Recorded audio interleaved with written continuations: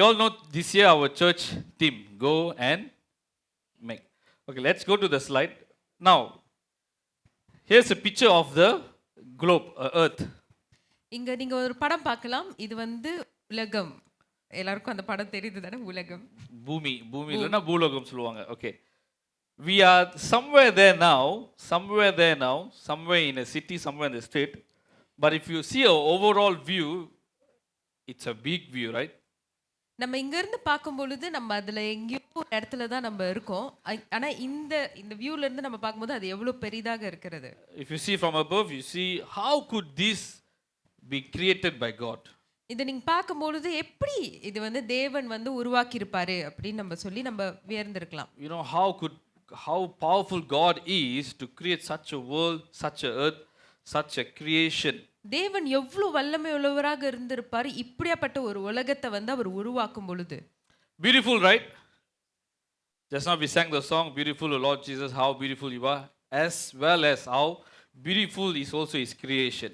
நம்ம இப்ப கூட ஒரு பாடல் படித்தோம், எவ்வளவு அழகானவர் தேவன் என்று. அதே போல அவருடைய படைப்பு பார்க்கும் பொழுதும் அழகாக தான் படைத்திருக்கிறார். Turn to your neighbor and say, you are so beautiful, you are handsome. நீங்க பக்கத்துல பார்த்து சொல்லுங்க, நீங்க அழகா இருக்கீங்க, ஹேண்ட்ஸமா இருக்கீங்கன்னு சொல்லுங்க. நான் மனைவிட சொல்லிடுறேன், you are beautiful. அப்புறம் வருவாங்க. போய் சொல்றாரு. ஓகே. அடுத்த பாயிண்ட் மறந்துட்டு போறேன். Okay. Okay. So much beautiful God created. The next slide. தேவன் அழகாக இந்த உலகத்தை படைத்தார். Some or rather there was some other things took place. அதே நேரத்துல நிறைய விதமான காரியங்கள் இந்த உலகத்துல நடக்க ஆரம்பித்தது. You see the entertainment. நீங்க அங்க பார்க்கும் பொழுது நிறைய பொழுதுபோக்கு இருந்தது. Then you see there's addiction, stress.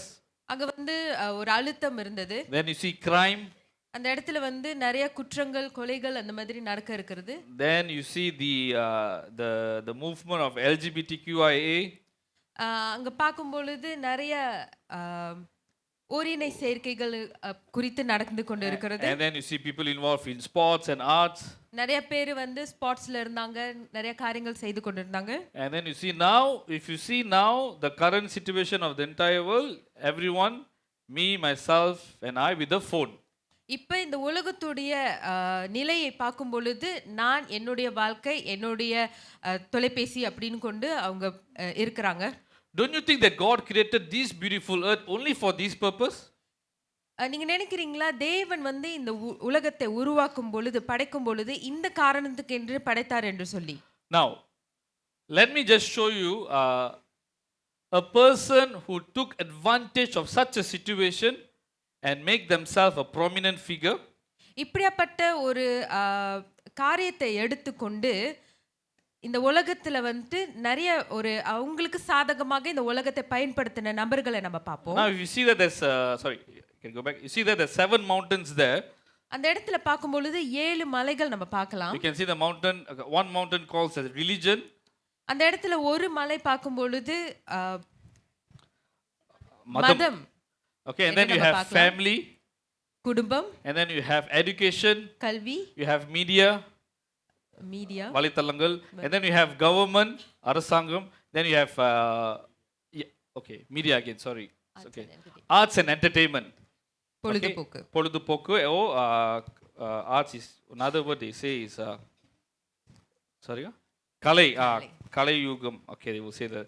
So these kind of things has been over this beautiful creation, or it's inside the creation of God. இந்த மாதிரியான காரியங்கள் தேவன் படைத்த இந்த உலகத்துல அப்படியாக வளர்ந்து கொண்டு வந்தது. God has created this heaven and earth. He has created this creation, this earth for a beautiful purpose. தேவன் வந்து இந்த உலகத்தை படைத்ததுக்கு ஒரே காரணம், ஒரு அழகான ஒரு காரணத்துக்கு தான் அவர் படைத்தார். Some other things came inside, sin came inside and intruded the earth. ஆனா இந்த உலகத்துல வந்து அப்படியாக பாவம் சூழ்ந்தது. Okay, to the next slide. And we see there are many people. If you know, not only 3 of them, there could be many of them. இந்த உலகத்துல பார்க்கும்போது நீங்க நிறைய நபரை நீங்க வந்து பார்க்கலாம் அப்படியாக. But I picked 3%. நான் முக்கியமான ஒரு 3 நபரை இந்த இடத்துல How many of you தேர்வு know செய்தேன். who's the first person? இந்த முதல் நபர் யார் என்று யாரும் சொல்ல முடியும்? Most of our childhood, most of our children, we will know, we would experience that. That was our entertainment. That's none other than Walt Disney. Cartoon தெரியும்ல, வால்ட் டிஸ்னி கார்ட்டூன் இருக்குல்ல, அவர் தான் அந்த owner, சொந்தமானவர். The next one is, okay, he had an aim அவருக்கு வந்து ஒரு நோக்கம் இருந்தது. to create a happiest place on earth. இந்த உலகத்துல வந்து ரொம்ப சந்தோஷமான ஒரு காரியத்தை வந்து அவர் உருவாக்கணும்னு ஒரு நோக்கம் So இருந்தது. that's why he built his Disneyland. How many of you know Disneyland? அதனால தான் இந்த டிஸ்னிலேண்ட் சொல்லி ஒரு இடத்தை வந்து அவர் உருவாக்கினார். So he wanted to establish his idea, அவர் வந்து அவருடைய ஐடியாவை வந்து இந்த இடத்துல வந்து கொண்டு வந்தாரு. and he become very famous. He become the most popular. Even until now, even to the generation to come, they will know him. இப்போ உள்ள முந்திலிருந்து இப்போ உள்ள காலகட்டம் வரைக்கும் அவரை வந்து ரொம்ப ஒரு பிரபலமான ஒரு ஆள் என்று சொல்லி நம்ம இன்ன வரைக்கும் நம்ம எல்லாருக்கும் தெரியும். Now the next person is, அடுத்த நபர், if you don't know him, but you will know the logo at the back. அவர் தெரியலனாலும் அவர் பின்னாடி இருக்கிற லோகோ பார்த்தே உங்களுக்கு வந்து என்னதுன்னு தெரியும். How many of you all don't have Facebook? I will ask the other way around. How many of you all don't have Facebook? யாருக்கு வந்து ஃபேஸ்புக்கே இல்ல? Oh, okay. Betul ah? Okay. Very few of us. Majority, everyone, most of them, probably 80%, 70 to 80% or 90%, I'll probably keep it 80 to 90%, will have Facebook. முக்காவாசி பேருக்கு வந்து இந்த Facebook ஆனது எல்லாருக்கும் இருக்கும். Some will have 2 accounts. சில பேர் வந்து 2 அக்கவுண்ட்லாம் வச்சிருப்பாங்க. Fake accounts, some more. All the youngsters answering, okay. His aim was to make the world more open and connected. அவருடைய நோக்கம் நம்ம பார்க்கும் பொழுது அவர் வந்து ரொம்ப வெளிப்படையாகவும் அவர் வந்து ரொம்ப இன்னும் கொஞ்சம் இன்னும் தொடர்பு கொள்வதற்கு, மற்றவங்களோட இன்னும் ரொம்ப தொடர்பு கொள்றதுக்கு அவருடைய நோக்கமாக இருந்தது. He made it through the digital social networking. This is how the social media is now. All of you are aware of it. அவர் வந்து இந்த சமூக வலை வந்து இன்னும் நம்ம கிட்டி சேர்றதுக்கு அந்த மாதிரியான நோக்கத்துல இதை வந்து அவர் தயாரிச்சாரு. And also to have human connected. Some may have lost their friends.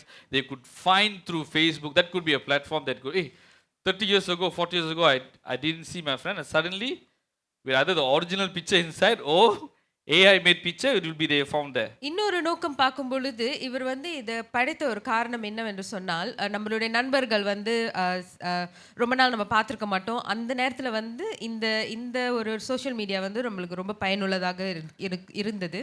Next, we see Steve Jobs. அடுத்த நபர் வந்து Steve jobs. There are many IT guys, there are many tech guys.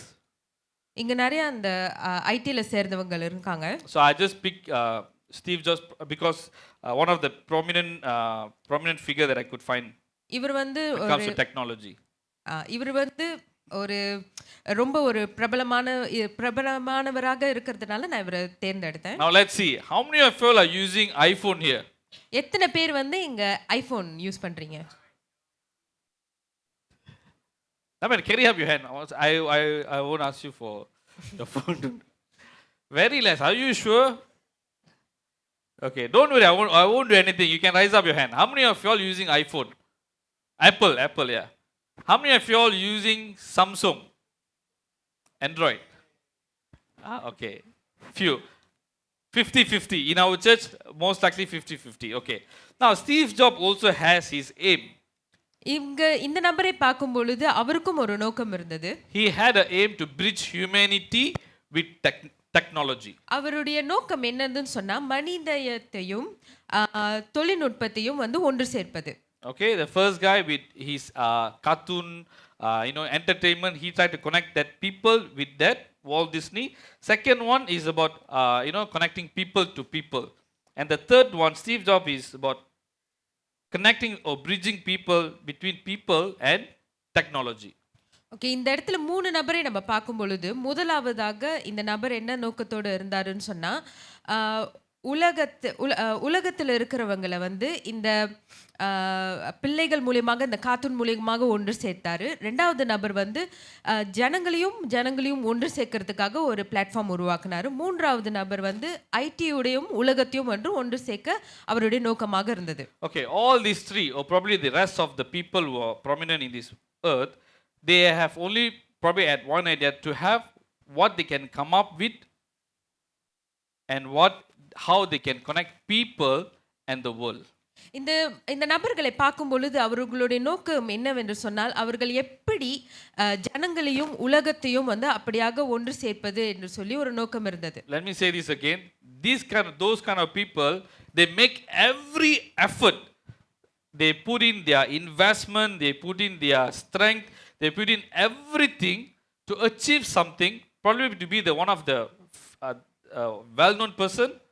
இந்த மாதிரியான நபர்கள் நம்ம பார்க்கும் பொழுது அவங்களுடைய எல்லா பலத்தையும் எல்லா பணத்தையும் அப்படியாக செலவிட்டு இந்த மாதிரியான ஒரு காரியத்தை பெற்றுக்கொள்றதுக்கு அவங்க வந்து எல்லா உழைப்பையும் அவங்க போடுவாங்க.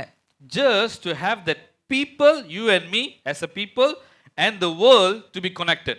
காரணம் எதற்கு என்று சொன்னார் உலகத்தையும் ஜனங்களையும் அப்படியாக ஒன்றாக இணைக்கிறதுக்கு. You agree with me? Today we have all these three, probably we have experienced that. நம்ம இந்த காலகட்டத்துல வந்து இந்த மூன்று காரியத்தையும் வந்து நம்ம அனுபவிச்சிருக்கிறோம். You know, we have been connecting with people and with the world through this platform. ஜனங்களிடத்திலும் அப்படியாக இணைந்திருக்கிறோம், உலகத்திலும் அப்படியாக இணைந்திருக்கிறோம். Now what happened is that when we get connected to this, either we are indulged in that or we sank into these kind of things. இந்த மாதிரியான காரியத்துல நம்ம இணைந்து இருக்கும் பொழுது நம்ம அப்படியாக இதனிடத்துல வந்து இன்னும் ஆழமாக போய் விடுவோம். Now I'm going to connect this to our church theme, and this is my title for today. இந்த காரியத்தை வந்து நான் நம்மளுடைய சபையின் தீமுக்கு ஒப்பிட்டு தான் நான் பேச போகிறேன். Who are we and why we are here in this beautiful creation that God has created?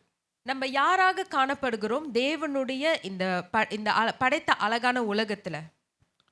We saw three of them, what they could have done, what they did, how they connected through their whatever that we can tell, their talent, their investment, they connect people in the world. But here it is all about gospel and it's all about Jesus. இந்த மூணு நபர் நம்ம பார்க்கும் பொழுது அவர்கள் வந்து அப்படியாக ஜனங்களையும் உலகத்தையும் ஒன்று சேர்க்க நிறைய காரியங்கள் அவர்கள் வந்து திட்டமிட்டார்கள். ஆனா நம்ம இந்த இடத்துல இருக்கும் பொழுது நம்ம தேவனுடைய சத்தியத்தை, நம்ம தேவனுடைய சுவிசேஷத்தை எப்படி நம்ம சேர்க்க போகிறோம் என்று சொல்லி நம்ம பார்ப்போம். If you see there, it is mentioned a quote there, if it is not about Jesus, இங்க ஒரு காரியத்தை நம்ம பார்க்கும் பொழுது இது சுவிசேஷத்தை இயேசுவை குறித்து எல்லாமே, then it's not about the gospel. இது இயேசுவை குறித்து மட்டும் இல்லை, இது வந்து சுவிசேஷத்தை குறித்து. Okay, maybe நான் தமிழ்ல கொஞ்சம் ராங்கா சொல்லிட்டு போறேன். அது சுவிசேஷத்துக்காக இல்லைனாக்கா அது இயேசுவுக்காகவும் இல்லை. புரியுதா உங்களுக்கு? Do you get me? If it's not about Jesus, if it's not about gospel, it is not about Jesus. If it's not about Jesus, it's also not about gospel. That means if our life we are living in this earth, it is not about for Jesus, then it's not point. If it's not for the gospel, it's also no point. நம்ம வாழ்கிறதான வாழ்க்கை இந்த உலகத்துல வந்து இயேசுவுக்காக இல்லை அப்படின்னு சொன்னா அது அந்த வாழ்க்கைக்கான அர்த்தம் இல்லை. இந்த உலகத்துல நம்ம வாழ்கிறதான வாழ்க்கை வந்து சுவிசேஷத்துக்காக இல்லைன்னு சொன்னா நம்ம வாழ்கிற வாழ்க்கைக்கு அர்த்தம் இல்லை. Those kind of people, tech guys, CEOs, those big guys, they were connecting people in the world. But here Jesus came to connect himself with his people and with his creation. இந்த உலகத்துல வாழ்கிறவர்களை நம்ம பார்க்கும் பொழுது இந்த நபரானவர்கள் உலகத்தையும் ஜனங்களையும் அப்படியாக ஒன்றிணைக்கிறதுக்கு அவங்க வந்து உழைப்பை போடுறாங்க. ஆனா இங்க நம்ம இருக்கிற இந்த இடத்துல வந்து தேவனானவர் அவர் வந்து உலகத்துக்கும் தேவனுடைய சுவிசேஷத்தையும் அப்படியாக ஒன்றிணைக்க அவர் வந்திருக்கிறார். You know, when I was going to CLIA, when we were driving to CLIA, நான் அப்படியாக CLIAக்கு போகும் பொழுது Andrew was sitting beside me. Andrew வந்து என்னோட பக்கத்துல உட்கார்ந்து இருந்தாரு. Is Andrew here today? Andrew இருக்கீங்களா? Okay, Andrew is there. All of the boys, all of the youngsters, when you ask them what you want to be, they will probably answer, you know, some will, maybe those days when you ask them, they will give, I want to become doctor ஆவறதுக்கு, இல்ல teacher ஆவறதுக்கு, இல்ல engineer ஆவறதுக்கு, இல்ல ஏதாச்சும் அப்படி சொல்லுவாங்க. Okay, so when I asked Andrew, I was surprised to his answer. I said, Andrew, what you want to become? He said, I want to become a CEO of Rolls-Royce company. அப்ப என்ட்ரூ வந்துட்டு இந்த மாதிரி வேன்ல அவர் கூட பக்கத்துல உட்காந்துருக்கும் பொழுது இவர் வந்து ஒரு கேள்வி கேட்டாரு, நீ வந்துட்டு என்னவாக ஆக போற அப்படின்னு. ஆனா நம்ம சின்ன பையனுங்களாம் வந்துட்டு என்ன பதில் சொல்லுவாங்க, இன்ஜினியர், டாக்டர் அந்த மாதிரி சும்மா ஒரு ரெண்டமா சொல்லுவாங்க. ஆனா இவர் சொன்ன பதில் வந்து, நான் வந்து ரோல்ஸ் ராய்ஸ் கம்பெனிக்கு சிஇஓவா ஆகணும்னு சொல்லியிருக்காரு. I did not expect that answer. அந்த பதில் வந்து நான் எதிர்பார்க்கல. And I was actually like, okay, this guy has a very big vision. He is thinking something out of the box. அவருடைய நோக்கத்தை பார்க்கும் பொழுது ஒரு சாதாரணமான ஒரு நோக்கமாக இல்லை. அவர் வந்து வேற மாதிரி தான் யோசிச்சாரு அந்த நேரத்துல. இப்ப கூட அவர் யோசனை அப்படிதான் இருக்கு. Today, if you think about Jesus, that would be his vision. இன்றைக்கு தேவனை இயேசு கிறிஸ்துவை பார்க்கும் பொழுது அதுதான் அவருடைய நோக்கமாக இருக்கிறது. He came down just for you and for me. அவர் உலகத்துக்கு வந்தது, இந்த பூமிக்கு வந்தது உங்களுக்காகவும் எனக்காகவும். Let's go to our scripture, Matthew chapter 28 verse 19 to 20. இந்த வசனத்தை வாசிக்க கேட்போம். மத்தேயு 28ஆம் அதிகாரம் 19வதுல இருந்து 20வது வசனம் வரைக்கும். ஆகையால் நீங்கள் புறப்பட்டு போய் சகல ஜாதிகளையும் சீசராக்கி பிதா குமாரன் பரிசுத்த ஆவி நாமத்தினாலே அவர்களுக்கு ஞானஸ்தானம் கொடுத்து நான் உங்களுக்கு கட்டளையிட்ட யாவையும் அவர்கள் கைக்கொள்ளும்படி அவர்களுக்கு உபதேசம் பண்ணுங்கள். இதோ உலகத்தின் முடிவு பரியந்தம் சகல நாட்களிலும் நான் உங்களுடனே கூட இருக்கிறேன் என்றார். ஆமென். Amen. Therefore go and make disciples of all nations, baptizing them in the name of the Father and of the Son and of the Holy Spirit, and teaching them to obey everything I have commanded you. And surely I am with you always to the very end of the age. Amen. Amen. I have actually break it into 3 parts. நான் வந்து இந்த காரியத்தை 3ஆக பிரித்து எடுத்திருக்கிறேன். Be, do and go. இருப்பது, செல்வது, செய்வது. Okay, be the gospel, சுவிசேஷமாய் இருப்பது, do the gospel, சுவிசேஷத்தை செய்வது, and then go for the gospel. சுவிசேஷத்திற்காக செல்வது. Okay, how many of us truly understand, including myself? You know, when I was preparing this sermon, these points and everything, I also being convicted, am I really doing this or not? நான் இந்த செய்தியை வந்து செஞ்சிட்டு இருக்க prepare பண்ணிட்டு இருக்கும் பொழுது நான் வந்துட்டு நானே என்னை கேள்வி கேட்டேன், நானும் இந்த காரியத்தை வந்துட்டு நானும் செய்கிறேனா அப்படின்னு சொல்லி. Being the gospel, doing the gospel and going for the gospel. சுவிசேஷமாய் இருப்பது, சுவிசேஷத்தை செய்வது, சுவிசேஷத்துக்காக செல்வது.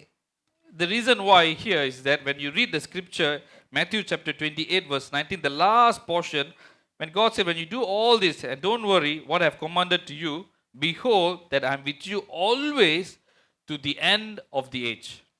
இந்த மத்தேயு 28ஆம் அதிகாரம் 19வது வசனம் 20வது வசனம் கடைசி பகுதி நம்ம படிக்கும் பொழுது, அந்த கடைசி பகுதி மட்டும் படிங்க.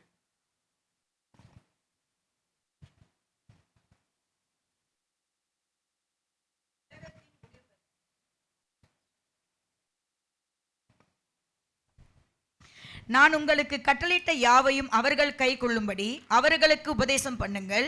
இதோ உலகத்தின் முடிவு பரியந்தம் சகல நாட்களிலும் நான் உங்களுடனே கூட இருக்கிறேன் என்றார். ஆமென். Did Jesus say that he will be with us? Did he promise us? இயேசு வந்து நம்ம கிட்ட சொன்னாரா அவர் வந்து நம்மளோட கூட இருப்பேன் என்று சொல்லி? We can go all out for someone that they need. Probably is not benefit for you, but you will because you love them, you just do everything for them. நம்ம யாராவது ஒரு நபரை வந்து நம்ம நேசித்தோம்னு சொன்னா நம்ம அப்படியாக அவங்களுக்காக நம்ம போவோம். தமிழ்ல வந்து சொல்லுவாங்களே, அவங்களுக்கு உயிரே நான் கொடுப்பேன்னு. They will give their life just for them. But you don't know whether it is really going to lead them into a proper way or you're going to, destroy their life. You wouldn't know. ஆனா அவங்களை பின்பற்றும் பொழுது நம்மளோட வாழ்க்கையானது வந்து அப்படியாக சேதாரமாக போகுமா இல்ல நம்மளுக்கு நன்மையாக இருக்குமா நம்மளுக்கு தெரியாது. When you okay, because of my parents was a pastor family.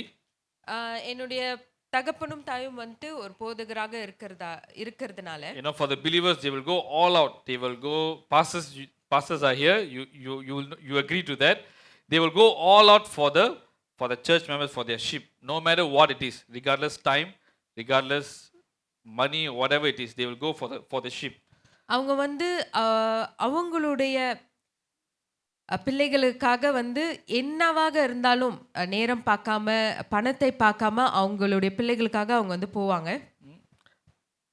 But at a point of time when certain corrections, certain things happen, சில நேரத்துல வந்து சில காரியத்தை சரி செய்யும் பொழுது, that is out of the concern of their salvation, so that they will, be in Christ, rooted in the salvation, they will end up in a proper way.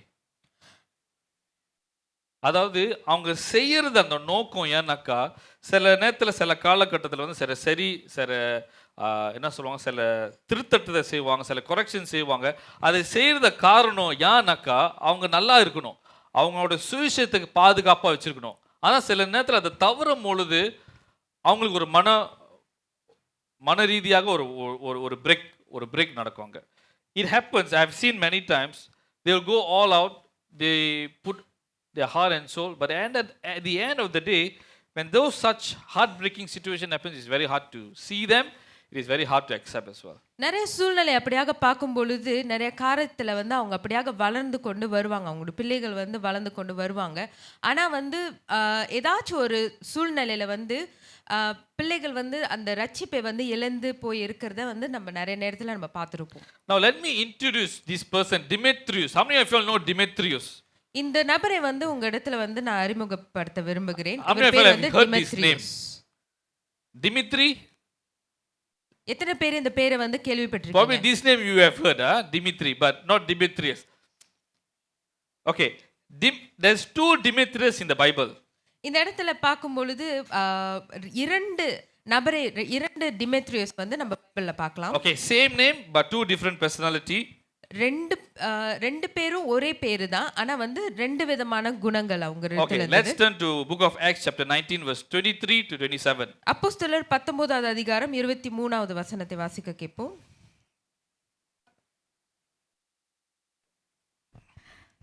அக்காலத்திலே இந்த மார்க்கத்தை குறித்து பெரிய கலக்கம் உண்டாயிற்று. எப்படி என்றால், தீமோத்தி எனும் பெயர் கொண்ட ஒரு தாட்டான் தியானாளின் கோவிலை போல வெள்ளியினால் சிறிய கோவில்களை செய்து தொழிலாளிக்கு மிகுந்த ஆதாயத்தை வரவித்துக் கொண்டிருந்தான். Okay, in English.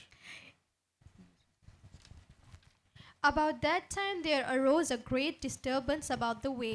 A silversmith named Demetrius, who made silver shrines of Artemis, brought in lots of business for the craftsmen there. He called them together along with the workers in related trades and said, "You know, my friends, that we receive a good income from this business. And you see and hear how this fellow Paul has convinced and led astray large number of people here in Ephesus and in partially the whole province of Asia. He says that God made by human hands are no gods at all. There is danger not only that our trade will lose its good name, but also that the temple of the great god Artemis will be discredited, and the goddess herself, who is worshipped throughout the province of Asia and the world, will be robbed of her divine majesty." Okay, when you see here, this guy called Demetrius is all about against Apostle Paul. இந்த நபரை பார்க்கும் பொழுது அப்போஸ்தலர் பவுலுக்கு எதிராக இருந்தவர். They call him a silversmith who made like small miniature, like idolatry of the god of Artemis in the temple of Diana. இந்த நபரை பார்க்கும் பொழுது இவர் வந்து ஒரு சிலை செய்கிறவராக இருந்தார். அந்த வெள்ளியில வந்துட்டு நிறைய அந்த சிலையெல்லாம் செஞ்சு இந்த டயானா ஆலயம் என்று சொல்லப்பட்ட இந்த இடத்துல வந்து இவர் சிலை செய்தார். So basically he's selling, you do the idols, you do the small things, and he sells to the people who goes to the temple there. இந்த காரியத்தில் அவர் செய்து அந்த இடத்துல யார் அந்த ஆலயத்துக்கு யார் வராங்களோ அந்த இடத்துல வந்து அவர் விற்பாரு. But at that period of time, that's where Apostle Paul comes and preaching the gospel, sharing the gospel to the town there. இந்த நேரத்துல தான் வந்து அப்போஸ்தலர் பவுல் வந்து அந்த இடத்துல வந்து அவர் வார்த்தை வந்து எல்லா இடத்திலும் பகிர்ந்து கொண்டிருந்தார். He was ministering in Ephesus among the people there. அங்க இருந்த எபேசு ஜனங்களுக்கு வந்து அவர் ஊழியம் செய்து கொண்டிருந்தார். And this guy, Dimitri, he found, oh, this guy is coming to preach the gospel, sharing the good news. So what he did, he's teaming up to go against Paul. இந்த திமித்ரியை பார்க்கும் பொழுது அவர் அப்பதான் அந்த நபரை பார்த்து கண்டுபிடித்தார். இந்த நபரானவர் தான் இந்த இடத்துல வந்து ஊழியம் செய்து வார்த்தைகளை சொல்லி அவர் வந்து அந்த இடத்துல வந்து கண்டுபிடித்தார். You know, sometimes, not sometimes, now if you look into the current situation, இப்போ சூழ்நிலை பார்க்கும் பொழுது when we go out, want to tell the salvation, there are a lot of oppositions are coming. வெளியே போய் நம்ம வந்து சுவிசேஷத்தை சொல்லும் பொழுது நிறைய எதிர்ப்புகள் நம்மளுக்கு வரும். Those days, very easy, you can go and share the gospel. அப்போ வந்து பார்க்கும் பொழுது ரொம்ப சன்னாங்க வந்து நம்ம போயிட்டு சுவிசேஷத்தை போயிட்டு நம்ம சொல்லிடலாம். Now a bit, no, not a bit, more of the oppositions are coming. ஆனா இப்போ நம்ம பார்க்கும் பொழுது சுவிசேஷத்தை சொல்லும் பொழுது நிறைய எதிர்ப்புகள் வருது. As you go, even you want to be as the gospel, be as a Christian believer, that people come and oppose you. நீங்க சாதாரணமாவே ஒரு கிறிஸ்தவனாக இருந்தாலே உங்களை வந்து எதிர்க்கிறதுக்கு ஆள் வராங்க. Now another guy under the same name, so this guy was completely against Paul, against his ministry. He's trying to, he goes and, you know, talk to his fellow colleagues and friends to come against the ministry of Paul. இந்த நபரை பார்க்கும் பொழுது பவுலுக்கு எதிராக தான் அவர் வந்து அப்படியாக கலவரத்தை உண்டாக்குறதுக்கு நிறைய காரியங்கள் வந்து பவுலுக்கு எதிராக வந்து செய்யறதுக்கு அவர் வந்து திட்டமிட்டு கொண்டிருந்தார். But there's another guy, Demetrius. Let's read 3 John chapter 1 verse 12. இங்க இன்னொரு டிமெத்ரியு பார்க்கலாம். 3 ஜான் 1வது அதிகாரம். தீமோத்தேயு எல்லாராலும் நற்சாட்சி பெற்றதும் அல்லாமல் சத்தியத்திலும் நற்சாட்சி பெற்றவன். நாங்களும் சாட்சி கொடுக்கிறோம், எங்கள் சாட்சி மெய் என்று அறிவீர்கள். Demetrius had a good testimony from all and from the truth itself, and we also bear witness, and you know that our testimony is true. Now another guy, same name but different personality. இவரை பார்க்கும் பொழுது ஒரே மாதிரி பேர்ல உள்ளவர், ஆனா வேறு விதமான குணத்தில் உள்ளவர். He even the John the Baptist actually comment on him is being a very shining example of truth with a good rapport. இந்த இடத்துல வந்து யோவானை பார்க்கும் பொழுது அவர் வந்து இந்த நபரை பார்த்து பாராட்டு செலுத்தினாரு. இவர் வந்து ஒரு நல்ல ஒரு மனிதர், நல்ல ஒரு அவரோட பின்னணி பார்க்கும்போது நல்ல ஒரு தெரிஞ்ச மனிதனா இருந்தாரு. அதே நேரத்தில் at the same time Demetrius was known among believers for his trustworthy service. அவரை பார்க்கும் பொழுது அவர் வந்து ஒரு விசுவாசிக்கு ஒரு நல்ல ஒரு சேவை செய்கிறவராக இருந்தார். You know, sometimes being as a Christian, being you know, when we know the word of God, when we know all these things in our life, நம்ம வந்து ஒரு கிறிஸ்தவனாக இருந்து நம்ம தேவனுடைய வார்த்தை எல்லாமே அறிந்திருந்தோம். It's either we don't share the gospel, one thing. முதல் காரியமாக வந்து என்ன சொல்லலாம்னா நம்ம வந்து நம்ம சுவிசேஷத்தை வந்து மற்றவங்களிடத்தில் நம்ம பகிர்ந்திருக்க மாட்டோம். At least we can learn to be the gospel, like how Demetrius has a very good rapport, a shining Christian among other believers. ஆனா நம்ம பகிர்ந்து கொள்ளலனாலும் நம்மளுடைய குணமானது கிறிஸ்துவை சார்ந்த ஒரு குணமாக, ஒரு நல்ல ஒரு குணமாக நம்மளுக்கு இருக்க வேண்டும். How many of us maybe we may experience this, would have told, hey, this guy are very good, you know. எத்தனை பேர் வந்து சொல்லுவீங்க இந்த நபரை பார்க்கும் பொழுது இவர் வந்து ரொம்ப நல்லவர் அப்படின்னு சொல்லி எத்தனை பேர் சொல்றது கேட்டிருக்கீங்க? உங்களை பார்க்கும்பொழுது எனக்கு தெரியுது.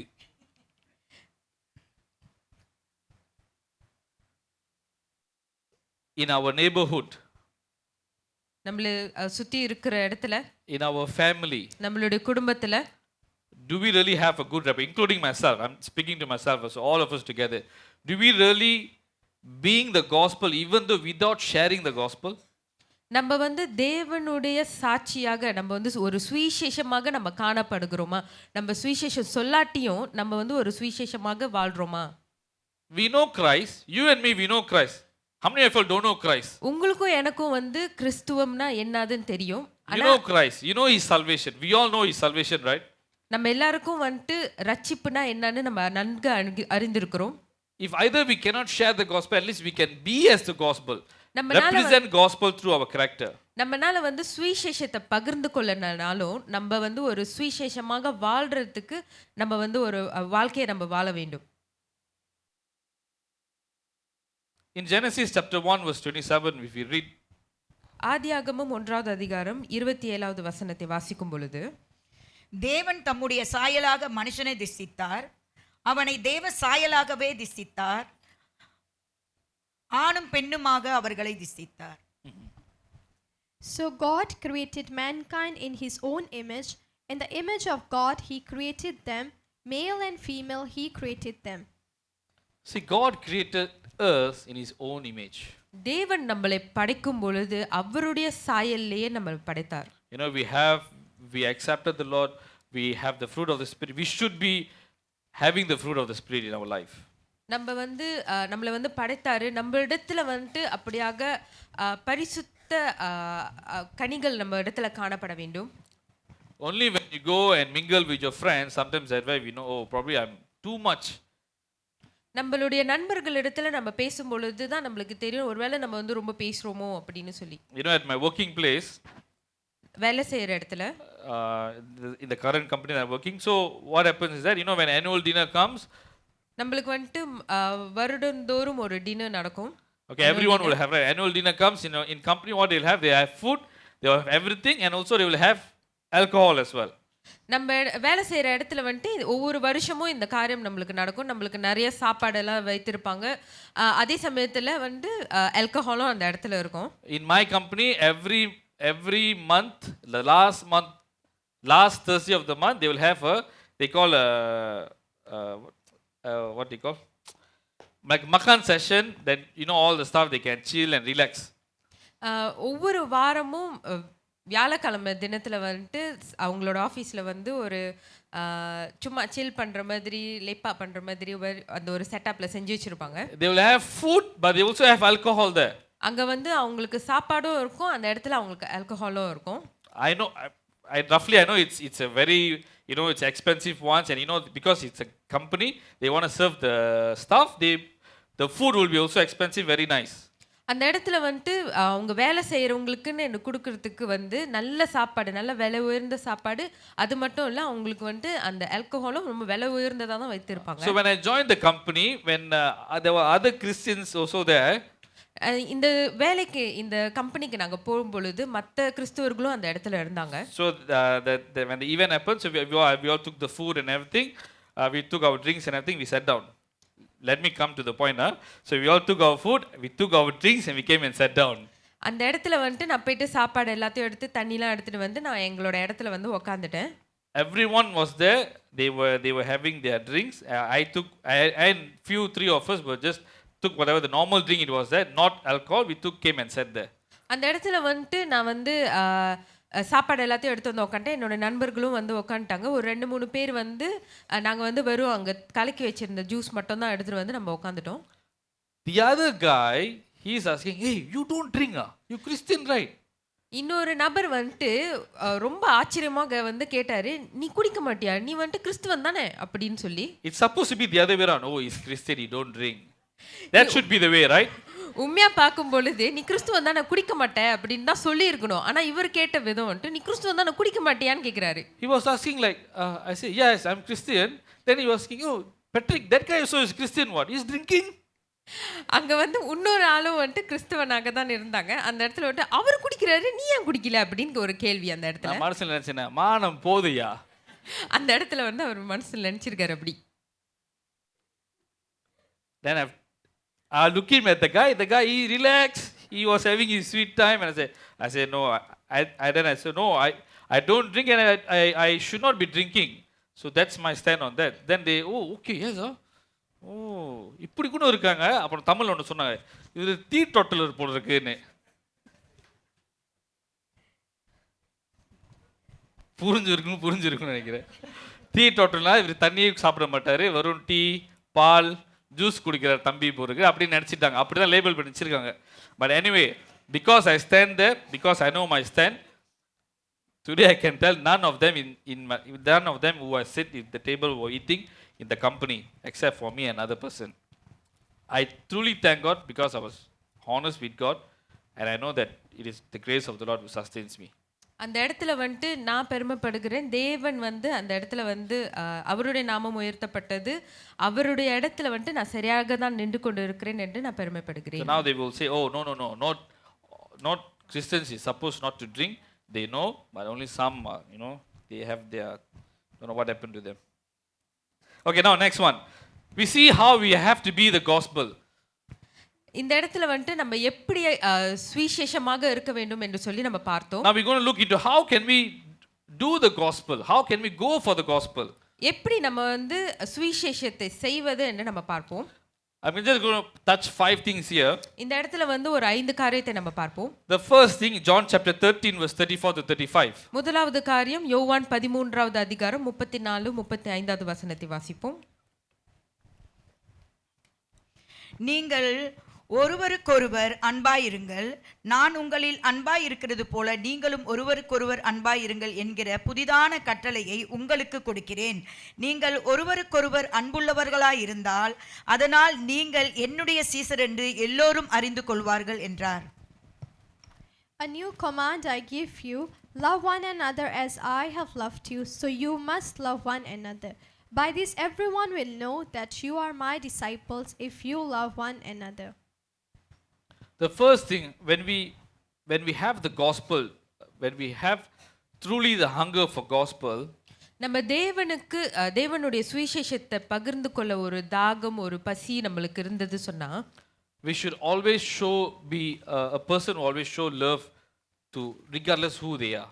அந்த நபர் வந்து அது யாராக இருந்தாலும் அவங்க இடத்துல வந்துட்டு அவங்களுடைய அன்பை தான் பகிர்ந்து கொள்வாங்க. தமிழ்ல வந்து அழகா போட்டுக்குவோம், நம்ம அன்பா இருக்கணும்னு, வம்பா இருக்க கூடாதுன்னு. We should be a loving person to one another. Through that we will be able to share gospel. Through that, at least through that, they will see salvation. Through that they will see Christ.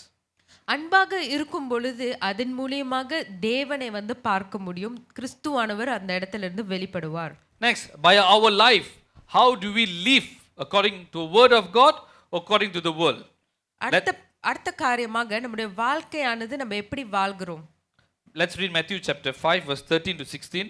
மத்தேயு 5வது அதிகாரம் 13வது வசனத்திலிருந்து 16வது வசனத்தை வாசிப்போம். நீங்கள் பூமிக்கு உப்பாய் இருக்கிறீர்கள். உப்பானது சாரமற்று போனால் எதனால் சாரமாக்கப்படும்? வெளியே கொட்டுவதற்கும் மனுஷரால் மிதிக்கப்படுவதற்குமே ஒழிய வேறொன்றுக்கும் உதவாது. நீங்கள் உலகத்திற்கு வெளிச்சமாய் இருக்கிறீர்கள். மலையில் மேல் இருக்கிற பட்டணம் மறைந்திருக்க மாட்டாது. விளக்கை கொளுத்தி மரக்காலால் மூடி வைக்காமல் விளக்கு தண்டின் மேல் வைப்பார்கள். அப்பொழுது அது வீட்டிலுள்ள யாவருக்கும் வெளிச்சம் கொடுக்கும். இவ்விதமாய் மனுஷன் உங்கள் நற்கிரியைகளைக் கண்டு பரலோகத்தில் இருக்கிற உங்கள் பிதாவை மகிமைப்படுத்தும்படி உங்கள் வெளிச்சம் அவருக்கு முன்பாக பிரகாசிக்க கடவுது. Amen. You are the salt of the earth, but if the salt loses its flavor, how shall it be seasoned? It is then good for nothing but to be thrown out and trampled underfoot by men. You are the light of the world. A city that is set on a hill cannot be hidden. Nor do they light a lamp and put it under a basket, but on a lampstand, and it give light to all who are in the house. Let your light so shine before men, that they may see your good works and glorify your Father in heaven. Amen. Is our light really shining? நம்மளுடைய விளக்கு வந்து வெளிச்சமாக இருக்கிறதா? Or sometimes it goes dimmer? இல்ல அது அப்படியாக மங்கி போயிருக்குதா? It goes dimmer because of the circumstances, because of the problems. நம்மளுடைய சூழ்நிலை, நம்மளுடைய கஷ்ட நஷ்டங்களை பார்த்து அது அப்படியாக சோர்ந்து போயிருக்கிறதா? You know, there is a quote here by John MacArthur. He says that people read us more than a book. இந்த இடத்துல ஒரு நபர் வந்து ஜான் மேக் ஆத்தர் அப்படின்னு சொல்லி ஒருத்தர் சொல்லியிருக்கிறாரு. மனுஷர்கள் வந்து பைபிள் படிக்கிறாங்களோ இல்லையோ, மனுஷர்களை நன்றாக படிப்பாங்க. When they see you, the way that you talk, the way that you behave, the way that you carry yourself, they see you more than probably what they read or what they hear. அவங்க என்ன கேட்குறாங்களோ பார்க்குறாங்களோ அதை தவிர்த்துட்டு நீங்கள் எப்படி இருக்கீங்க அப்படின்னு தான் அவங்க வந்து அதை நன்றாக படித்து கொண்டு வருவாங்க. By our love, by our life, and next by our words. அடுத்தபடியாக நம்மளுடைய வார்த்தைகள். Let's turn to Proverbs chapter 18 verse 21. மரணமும் ஜீவனும் நாவின் அதிகாரத்தில் இருக்கும், அதில் பிரியப்படுகிறவன் அதன் கனியை புசிப்பான். Death and life are in the power of the tongue, and those who love it will eat its fruit. How is our words? எப்படி நம்மளுடைய வார்த்தைகள் இருக்கிறது? Is it very comforting to another person? அது வந்து அந்த வார்த்தையானது மற்றவங்களுக்கு ரொம்ப ஆறுதலாக இருக்கிறதா? You know, sometimes me and my brother, my second brother Jeriel, நானும் என்னுடைய இரண்டாவது தம்பி இருக்காங்க, அவரும் okay, when we fight, நாங்க ரெண்டு பேரும் சண்டை போட்டுட்டோம்னா, not now, when we were childhood time, சின்ன பிள்ளையா இருக்கும்போது, you know, when our growing age, so when we fight, we will, you know how boys fight la, பையனுங்களாம் okay. சண்டை போட்டா Sorry, வீடே okay, ரெண்டாயிரம் sorry. அந்த மாதிரி சண்டை போடுவாங்க. you know, I probably just hit him a bit, but he will act as though he got beaten up very bad. அவர் வந்து லேசா இப்படி தட்டி இருந்தாலும் அவர் வந்து என்னமோ பெரிய என்னமோ போட்ட மாதிரி கொத்துவார், ஒரு ஆக்ஷன் கொடுப்பாரு. He will give double action. அப்பவே லேசா தட்டி இருப்பேன், ஆனால் ஆம் இருந்து தலையில் அடித்த மாதிரி ரியாக்ட் பண்ணுவார். அப்போ சின்ன வயசில், இப்போ இல்லை, இப்போ நாள் நடிக்கலாம் மாட்டார், இப்போ உண்மையாக தான் இருப்பார். So when we be fighting, you know my mother will come and tell what, you know, every mother would say this la. நான் இப்படி பயங்கரமா சண்டை போட்டுட்டு இருக்கும்போது எங்க அம்மா வந்து இப்படிதான் வந்து சொல்லுவாங்க, என் உயிரை வாங்குறதுக்காகவே பிறந்திருக்கானுங்க.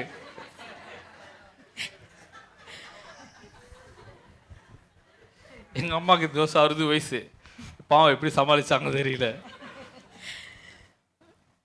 Sometimes out of anger, I mean, I'm just saying like an example of my mother, but sometimes we ourselves, when you drive your car during a traffic time, then you will know. நம்ம வந்து பார்க்கணுன்னாக்கா, உண்மையான சுயரூபத்தை பார்க்கணுன்னாக்கா, டிராஃபிக்ல ஃபுல்லாக ஜாமாக இருக்கும்போது காடி ஓட்டும் போது அப்போ உங்களோட சுயரூபம் பாருங்க எப்படி இருக்குன்னு. அது நான் அவங்க அப்பா விட்டு ரோடா போக வேண்டியதானே. Sometimes this kind of anger happens, right? இந்த மாதிரியான கோபங்கள் நமக்கு I'm வரும். just bringing this into a very, you know, where when we have our family members who have not accepted the Lord, when a situation comes, how do we behave? What are the words that we say? This is all very crucial and very important. சில விதமான சூழ்நிலைகள் நம்ம குடும்பத்திலேயோ இல்லை நம்ம குடும்பத்தில் ஆண்டவர் ஏற்றுக்காத நபர்கள் இருப்பாங்க, நிறைய சூழ்நிலைகள் அப்படியாக இருக்கும். அந்த மாதிரி நேரத்தில் நம்மளுடைய வார்த்தையானது எப்படியாக இருக்கிறது அப்படின்னு சொல்லி நம்ம ஆராய்ந்து பார்க்க வேண்டும். Next, our humility, humbleness. அடுத்தபடியாக பணிவு, தாழ்மை. Ephesians chapter 4 verse 12. எபேசியர் 4வது அதிகாரம் 12வது வசனத்தை வாசிப்போம். பரிசுத்தவான்கள் சீர்பொருந்தும் பொருட்டு சுவிசேஷ ஊழியத்தின் வேலைக்காகவும் கிறிஸ்துவின் சரீரமாகிய சபையானது பக்தி விருத்தி அடைவதற்காகவும், To equip his people for work of service, so that the body of Christ may be built up. Okay, I think sorry, Vera.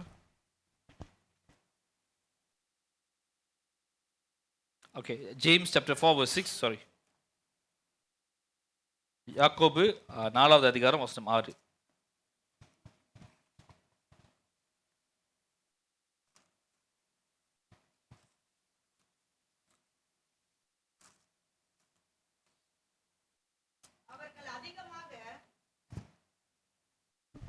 அவர் அதிகமாக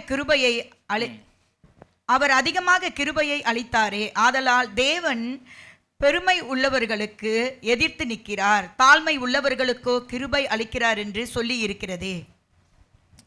But he gives us more grace. That is why the scripture says, God opposes the proud and gives grace to the humble. You know, sometimes certain situation can stir up our pride, can stir up our ego, can stir up our, you know who am I? You know what I am able to do? சில நேரத்தில் சில சூழ்நிலைகள் வந்து அப்படியாக நம்மளை வந்து சோதித்து பார்க்கும். நம்ம எந்த மாதிரியான சோதனை வரும்னா, உனக்கு என்னை பற்றி தெரியுமா, நான் யாருன்னு தெரியுமா அப்படின்னு சொல்லி ஒரு பெருமை உண்டாக்குற காரியங்கள், சூழ்நிலைகள் வரும்.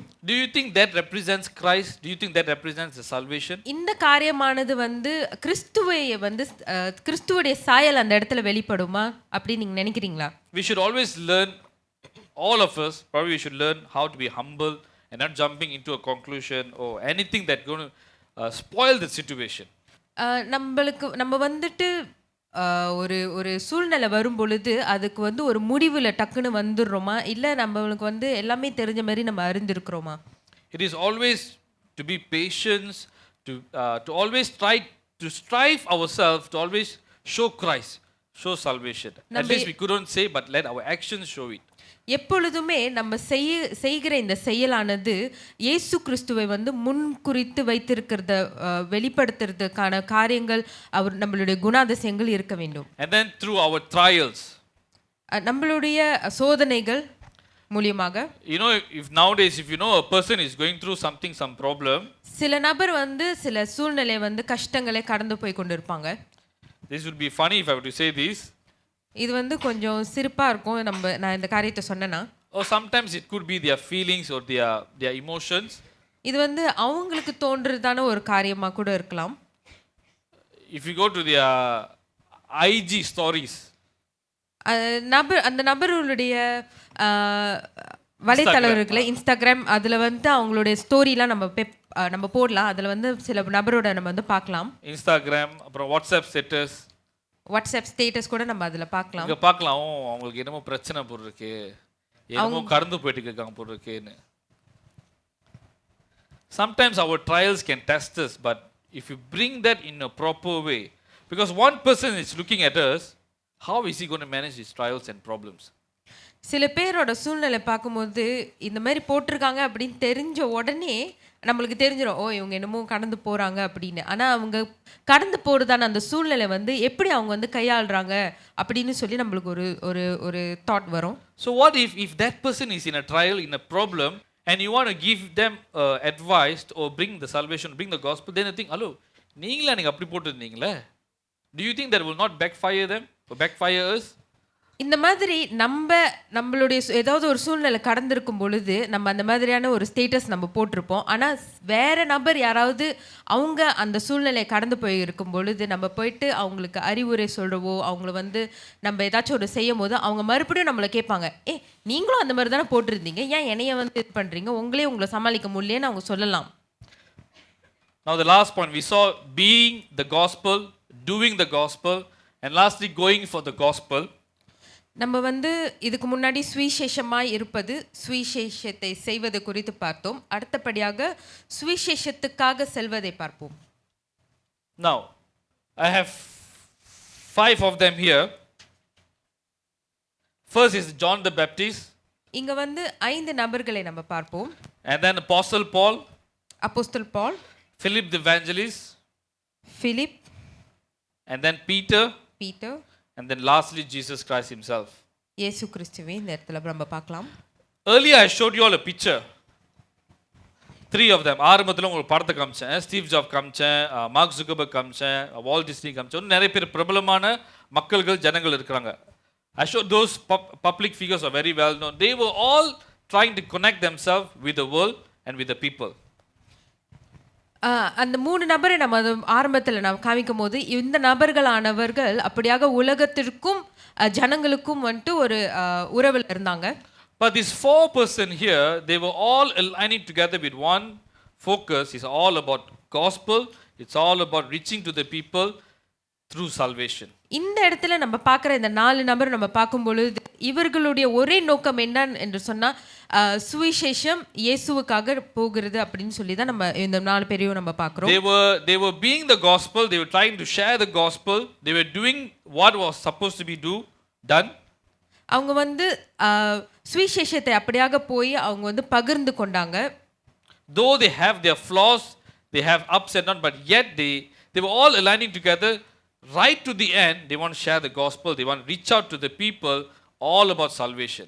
அவங்களுடைய வாழ்க்கையானது அப்படியாக சில தவறுகள் இருந்தாலும் அவங்களுடைய நோக்கமும் குறிக்கோளும் என்னவாக இருந்தது என்று சொன்னால் தேவனுடைய சாட்சி, தேவனுடைய சுவிசேஷத்தை பகிர்ந்து கொள்வதும் வெளிப்படுத்துவதுமானதான் அவருடைய ஒரே நோக்கமாக இருந்தது. They were trying to connect the people and Jesus. அவங்க வந்து தேவனையும் இயேசு கிறிஸ்துவையும் இந்த உலகத்தையும் வந்து ஒன்றிணைக்கிறதுக்கு தான் அவங்க வந்து முயற்சி செய்து கொண்டிருந்தார்கள். They were trying to make people to understand, hey, look, it's all about Jesus who came and who died for you and for me. அவங்க வந்து ஜனங்களை பார்த்து அப்படிதான் சொல்றாங்க. இது வந்து இயேசு கிறிஸ்துவின் மாத்திரம்தான் அவர்தான் நம்மளுக்காக மரித்தார் என்று சொல்லி மற்றவங்களுக்கு பகிர்ந்து கொண்டாங்க. Now in closing, the perfect example is Jesus himself. முடிவாக நம்ம பார்க்கும் பொழுது நம்ம இயேசு கிறிஸ்துவை அப்படியாக நம்ம பார்க்கலாம். When I was preparing, I was thinking, Jesus came out of his throne. He left his throne and came down to earth for you and for me. நம்ம அப்படியாக யோசிக்கும் பொழுது இயேசு கிறிஸ்துவானவர் அப்படியாக அவருடைய அந்த சிங்காசனத்தையே விட்டுட்டு நம்மளுக்காக, உங்களுக்கும் எனக்காகவும் நம்மளுக்காக இந்த பூமிக்கு அவர் வந்தாரு. It was all about salvation. It was all about to redeem his people. அவருடைய ஒரே நோக்கம் என்னவென்று சொன்னால் நம்மளை ரட்சிக்கிறதுக்காக, நம்மளை மீட்டெடுக்கிறதுக்காக தான் இந்த உலகத்துக்கு நம்மளுக்காக வந்தார். In it today we have, let me be very practical, very open. We have lot of things we are doing, right? நம்ம வந்து நிறைய காரியங்கள் நம்ம செய்து கொண்டு இருக்கிறோம். We have our career growth as a priority.